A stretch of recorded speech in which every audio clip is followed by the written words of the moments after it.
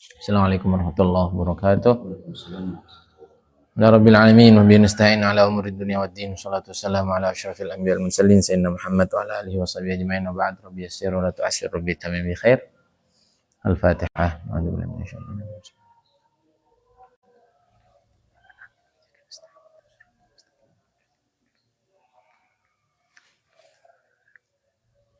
Bismillahirrahmanirrahim. Wa qala radhiyallahu ta'ala anhu wa ada alaina min barakatihi ila an qala anwarun udina laha fil usul wa anwarun udina laha fid dukhul. Ada cahaya-cahaya hati yang Allah izinkan untuk sampai ke Allah, ada cahaya-cahaya hidayah di dalam hati yang Allah izinkan untuk masuk ke ranah istimewa, ke ranah rahasianya Allah Subhanahu wa ta'ala. Ada yang cuman sampai, ada yang sampai masuk ke dalam secara istimewa. Cahaya untuk seseorang sampai ke Allah adalah cahaya iman. Ini adalah untuk orang, para ahli ilmu, untuk para ulama-ulama zahir, ulama-ulama ahli tauhid, ahli ilmu kalam, yang dia mengerti persis, mengerti betul tentang dalil-dalil kemahakuasaan, kemahasucian Allah Subhanahu wa ta'ala.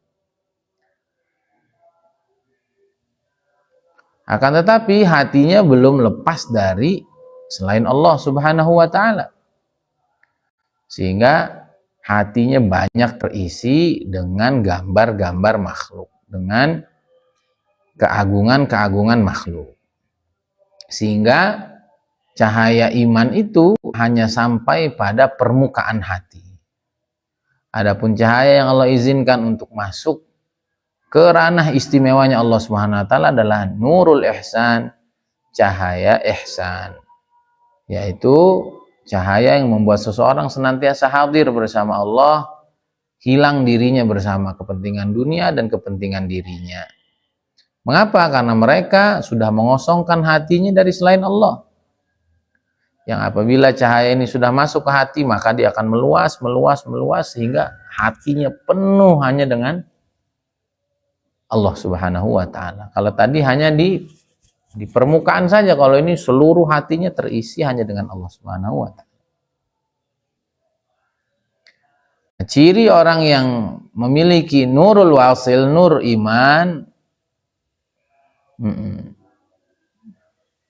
bahwa orang seperti ini cahayanya hanya pada permukaan hati, belum meresap penuh ke dalam hatinya. Maka engkau akan lihat orang seperti ini, kadang-kadang dia sibuk dunia, kadang-kadang dia sibuk akhirat, kadang-kadang dia punya kepentingan sendiri, kadang-kadang dia masih ghaflah, kadang-kadang dia masih maksiat. Siapa tuh? Ya kita. Belum. Maka kita ngaji biar tahu bahwa kita ini masih jauh sekali, biar kita terus doa, terus upaya, terus mendekat kepada para mursyid, terus mendekat kepada para masyayikh. Semoga kita bisa naik level.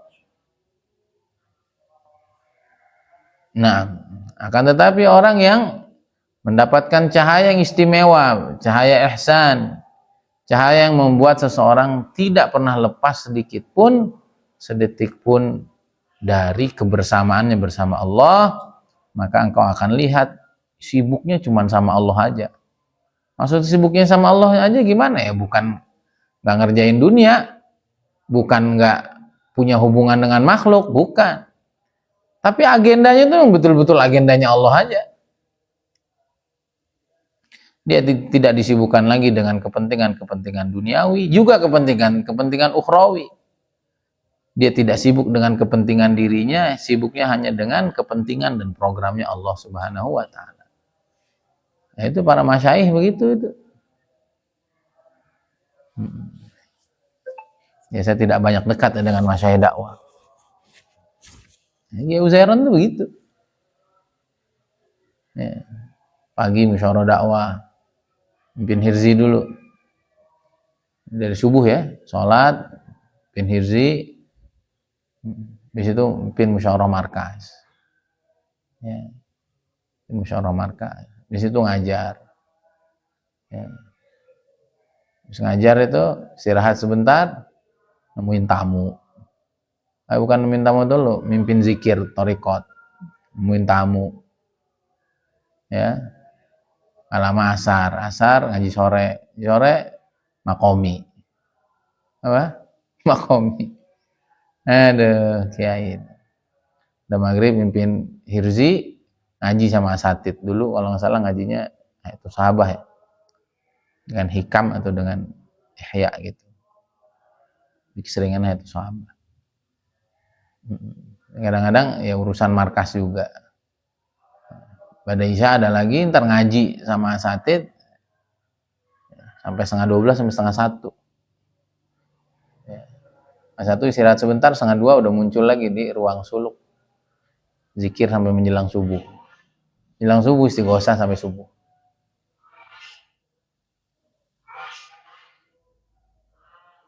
Itu program-program Allah aja. Kalau kita kan enggak. Sesibuk-sibuknya kita sama agama, kadang-kadang nggak sempat makomi. Kadang nggak sempat silaturahim sama warga. Kenapa? Ya kita selalu yang ada kepentingannya sama kita. Dakwah kalau lagi semangat, ya tahajud kalau lagi semangat, bukan karena Allah merintah gitu loh maksudnya. Silaturahim dakwah kalau yang dikunjungi agak potensial menurut kita baru. Kalau ketemu orang-orang biasa malas. Jauh, kita masih jauh. Nah maka ya seperti Habib Umar juga begitu, sama program Habib Umar begitu aja. Aku ceritain Habib Umar gitu, subuh pimpin zikir, habis itu ngaji muwatta. Dulu zaman saya di sana tuh ngaji muwatta. Ngaji muwatta, sholat duha, lama tuh berdiri. Habis itu nemuin tamu, habis itu ngurus masyarakat, dia meninggal, dia kawinan, macam-macam. Nanti ngisi majelis di kampung-kampung. Ibadah zuhur begitu juga, sibuk. Pada asar ngaji sore, rohah di sana namanya. Yang bilang maghrib. Pada maghrib nanti ada ngisi kajian, pada isya ada ngisi kajian lagi di mana. Nanti malam kalau nggak salah ya 1:30 sampai subuh ngaji Quran Habib Umar sama murid-muridnya yang hafiz Quran. Gitu aja ya, lihat aja kemarin di Indonesia. Ya udah begitu.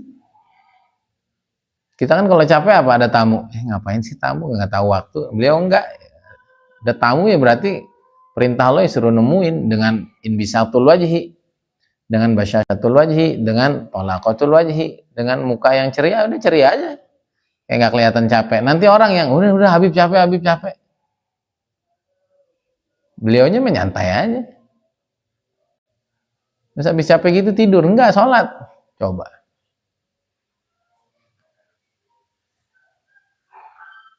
Jadi sampai terbetik dalam hati kita emang orang-orang seperti itu udah nggak punya kepentingan gitu loh. Ini bukan lagi kepentingan jahat ya, bukan. Bahkan kepentingan paling dasar dalam dirinya udah nggak kepikiran sama dia. Udah. Kalau kita kan jangan ada kepentingan maksudnya kepentingan jahat yang membuat orang kecewa. Gitu. Tapi kan kita masih punya kepentingan. Nah, maka idza aradta lusul biduni ta'ab fastamsik bi ahlil hasab.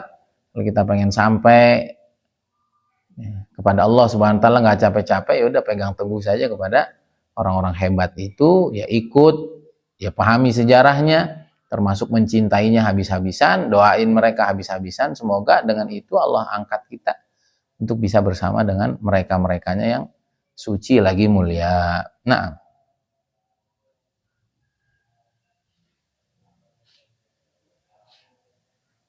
itu berkata sebagian para ulama tasawuf, iman itu kalau masih di bagian permukaan, maka seorang hamba tuh kadang mikir dunia, kadang mikir akhirat. Ya, kadang dia nurut dengan maunya Tuhannya, kadang-kadang ngikutin nafsunya. Itu tadi. Tapi kalau cahaya iman ini sudah masuk di dalam hati, maka orang itu akan benci kepada apa saja yang tidak dalam program Allah Dia akan meninggalkan hawa nafsunya dan menjauh dari dunia. Inilah makna, ini semakna dengan sabda Rasulullah SAW yang menyebutkan an-nur idza dakhalal qalba infasaha wan syarah, cahaya iman, cahaya-cahaya yang Allah berikan dalam hati seseorang, idza dakhalal qalba infasaha wan syarah, maka kalau dia masuk ke dalam hati seseorang, hati itu akan menjadi lapang dan menjadi meluas. Nah, itulah yang buat para aulia Allah tuh nggak pernah sedih, membuat para aulia Allah tuh hidup tenang, hidup yakin, hidup dengan penuh keberanian, hidup penuh dengan kepastian. Kenapa? Karena cahaya hatinya sudah betul-betul penuh dengan Allah, penuh dengan cahaya iman, cahaya ihsan. Dan kalau udah masuk hati itu mau nggak mau menjadi luas. Ketika luas, apa aja bisa dicakup sama dia. Qila, maka Nabi SAW ditanya, fahallahu min alamah ya Rasulullah, tandanya apa tuh orang kalau hatinya sudah kemasukan iman yang sempurna? Maka Nabi SAW menjawab, at-tajafi 'indaril ghurur, menjauh dari kehidupan yang menipu ini dunia. Ya. Wal inabatu ila daril khulud, dan kembali untuk fokus kepada negeri yang kekal yaitu akhirat. Wa tazawwud li suknal kubur, mencari bekal untuk mempersiapkan tempat tinggal yang namanya kubur. Wa ta'ahub li yaumin nusyur, mempersiapkan diri untuk hari kebangkitan. Cirinya apa? Ya ini kan akhirat terus. Cirinya apa? Seluruh perbuatannya di dunia adalah mempersiapkan negeri sana. Ya. Maka ya pahami ya. Kita nuntut ilmu untuk kita amalin, untuk kita dakwahin, untuk kita perjuangin. Nyari harta untuk nuntut ilmu lebih jauh, memberi bekal ilmu kepada anak-anak kita, memberikan bekal untuk masyarakat sekitar kita agar mau ibadah dan seterusnya. Pokoknya pikirannya ke sana aja. Langkahnya mau boleh apa aja gitu. Ya. Nah, sebaliknya, orang-orang yang tidak atau belum hatinya dipenuhi dengan iman yang sempurna kepada Allah, walaupun sholat itu mikirnya dunia gitu. Allahu Akbar. Bismillahirrahmanirrahim. Bagus-bagusin. Belakangnya ada Pak Haji paling kaya sesindang layak. Bisa dikasih duit. Nah, itu begitu mikirnya. Di saat ada orang yang berpeluh, berkeringat, ternyata yang diinginkan apa? Agar dia tidak minta-minta. Agar anaknya bisa selesai mondok. Nah, itu akhirat. Jadi intinya, fokus dan pikiran seseorang ke Allah, ke akhiratnya, mempersiapkan kehidupan terbaik di sana. Ini orang, dan fokus terus ke sana, nggak terganggu, nggak teralihkan. Ini orang seperti ini, orang yang hatinya sudah disiapkan untuk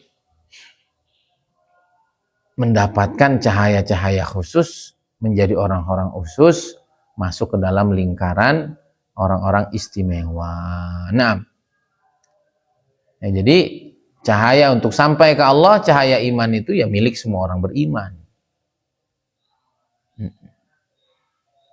Akan tetapi cahaya dukhul tadi, nurut dukhul, untuk masuk ke dalam lingkaran orang-orang khawas itu, ini adalah milik orang-orang yang hatinya hanya ada Allah, dan cahaya dan hatinya sudah bercahaya dengan cahaya ihsan yang sangat terang benderang, memenuhi seluruh isi hatinya, yang tidak lagi tersisa ada kebesaran, ada kesan kepada makhluk dengan syariat yang benar.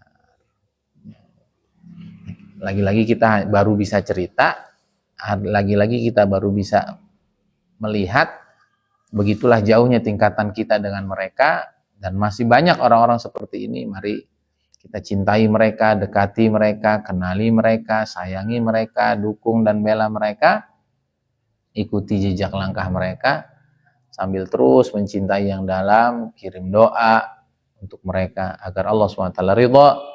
Kita juga ada bersama Dairatul Khawas, bersama circle-nya orang-orang istimewa itu, agar kita menjadi orang yang beruntung dunia sampai akhirat. Kita memiliki hati yang sangat lapang untuk menerima segala keistimewaan yang Allah SWT sediakan untuk hati kita.